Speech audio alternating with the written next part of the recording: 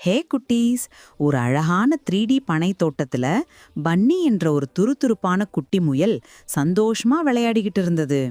பன்னிக்கு விளையாடுறத விட வேறு எதுலயுமே இஷ்டம் இல்ல. இப்படி ஓடி விளையாடும்போது ஒரு பெரிய பூசணிக்காய் செடியின் ஓரத்துல ஏதோ ஒண்ணு மினுமினுன்னு ஜொலிச்சுச்சு. அட, இது என்ன புதுசா இருக்கே! அது ஒரு சாதாரண கேரட் இல்ல, பிரகாசமான இளஞ்சிவப்பு நிறத்துல நட்சத்திரம் மாதிரி சுத்துச்சு. அதுதான் மாயம் நிறைந்த கேரட். பயத்தோட அதை தொட்ட பன்னி, ஓஹோ, இதுல ஏதோ மேஜிக் இருக்கு போலன்னு மனசுக்குள்ள நினைச்சுக்கிட்டு துணிச்சலா அதை வாயில கடித்து பார்த்தது.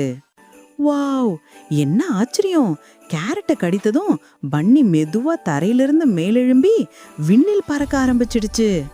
ஆமாங்க, பன்னி இப்போ தோட்டத்துக்கு மேல ஒரு சின்ன விமானம் மாதிரி பறந்துச்சு. அது சிரிச்சுக்கிட்டு கையாசிச்சுது.